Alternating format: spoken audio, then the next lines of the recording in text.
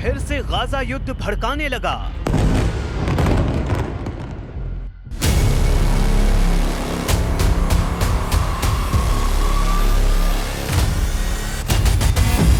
Erdogan ने Trump को दिखाया गाजा का नया नक्शा।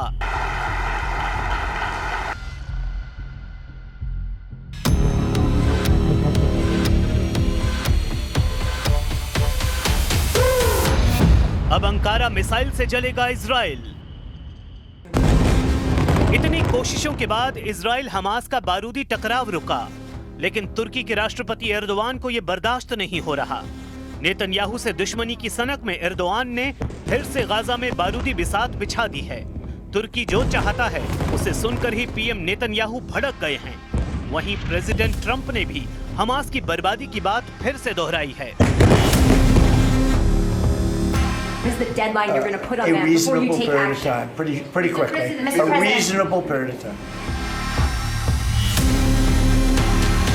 ये आखिरी चेतावनी है, भयानक और डरावनी चेतावनी है। इसके बाद हमास नर्क की तबाही झेलने पर मजबूर होगा। दावा प्रेसिडेंट ट्रंप ने किया है। ट्रंप ने ऐलान किया कि गाजा में अब इजराइल नहीं, अमेरिका के बम फटेंगे। अमेरिकी B-2 बॉम्बर से धमाके हो सकते हैं। अमेरिका के जंगी बेड़े गाजा का नक्शा तक मिटा सकते हैं। अगर हमास ने हथियार नहीं छोड़ा, अगर हमास ने समझौता तोड़ा, अगर हमास ने इजराइल को निशाना बनाया, तो फिर गाजा में कोई सलामत नहीं बचेगा। लेकिन हमास लड़ाके तो अपने खूनी मिशन में जुटे हैं। हमास लड़ाकों ने प्रेसिडेंट ट्रंप और नेतन्याहू को डबल झटका दिया है।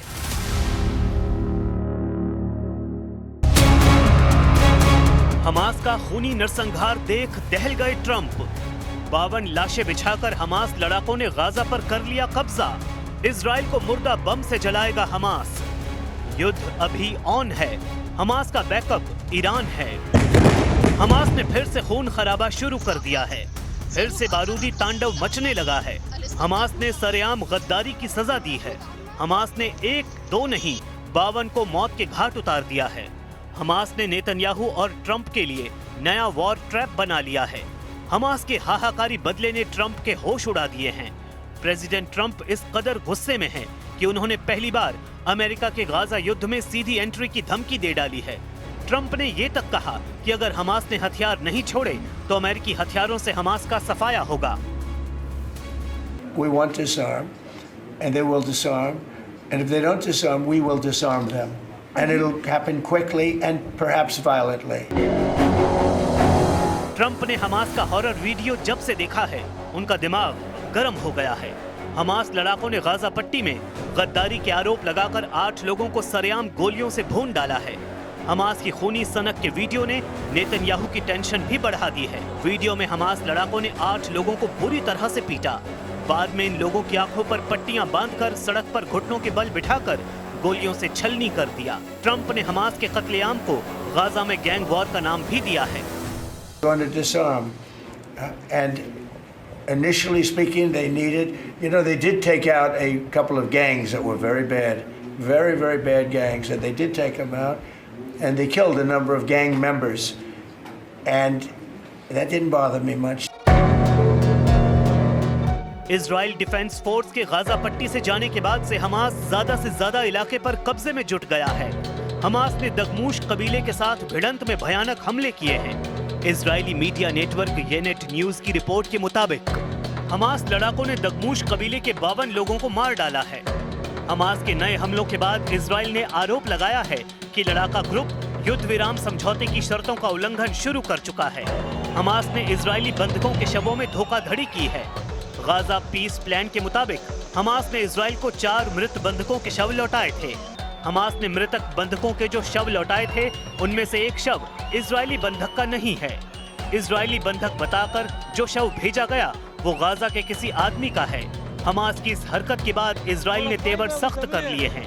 पीएम नेतन्याहू ने धमकी दी है कि अगर हमास ने समझौते की कोई भी शर्त तोड़ी तो ऐसी तबाही होगी जिसकी कल्पना नहीं की जा सकती।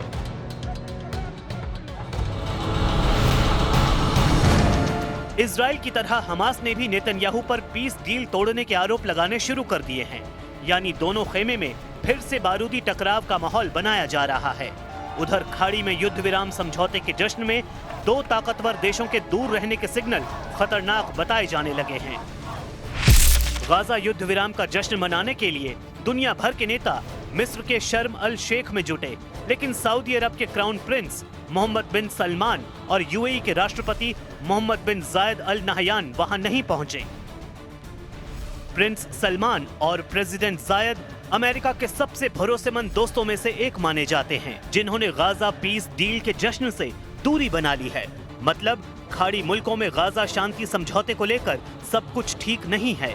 असल में खाड़ी के सुपर पावर कहे जाने वाले ये दोनों देश फिलिस्तीन देश के हक में हैं, जिसको लेकर ट्रंप ने अब तक कोई साफ संकेत नहीं दिए हैं।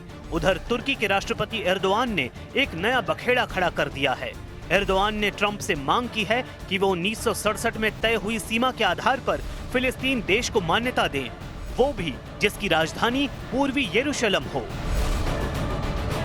Şüphesiz bunun tek yolu da 1967 sınırları temelinde başkenti Doğu Kudüs olan bağımsız, egemen, toprak bütünlüğüne sahip bir Filistin devletinin kurulmasıdır.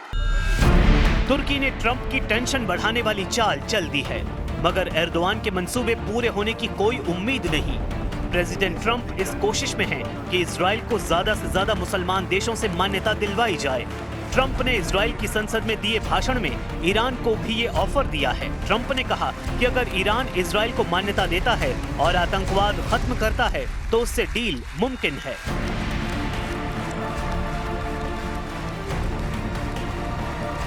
To Iran, whose regime has inflicted so much death on the Middle East, the hand of friendship and cooperation is open. I'm telling you, they want to make a deal.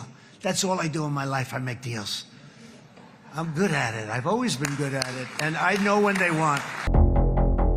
मगर Trump के इस offer को Iran ने फौरन ठुकरा दिया है। Supreme leader Ali Khamenei की तरफ से ईरान के विदेश मंत्री अब्बास अरागची ने ट्रंप को जवाब दिया है। अरागची ने कहा कि वो इजराइल को कभी स्वीकार नहीं करने वाले हैं। मतलब सारे समीकरण भयानक युद्ध का इशारा कर रहे हैं। हमास का ताकत जुटाना हो, तुर्की का गाजा में दखल हो, प्रिंस सलमान की ट्रंप से नाराजगी हो या फिर ईरान का इंतकाम का ओपन ऐलान, सब ट्रंप के प्लान के खिलाफ हैं। Houthi chief Abdul Malik Houthi ने एक बार फिर से ट्रंप को धमकी दी है कि फाइटर ग्रुप शांति समझौते पर अलर्ट मोड में है। سنبقى في حالة انتباه وجهوزية تامة ورصد كامل بدقة وعناية تجاه مرحلة التنفيذ لهذا الاتفاق. هل سيفضي هذا الاتفاق فعلا إلى إنهاء العدوان على قطاع غزة، إلى دخول المساعدات والطعام والغذاء للشعب الفلسطيني والدواء والاحتياجات الإنسانية والبضائع إلى قطاع غزة؟ लंबे युद्ध के बाद हूथी, हिजबुल्ला और हमास जैसे फाइटर ग्रुप कमजोर भले ही दिख रहे हैं, लेकिन इनकी ताकत खत्म नहीं हुई है। ईरान से बैकअप मिलते ही लड़ाका ग्रुप विस्फोटक पलटवार कर सकते हैं। तेहरान से नए हमले का सिग्नल जब भी मिलता है, युद्ध का दूसरा राउंड शुरू हो सकता है।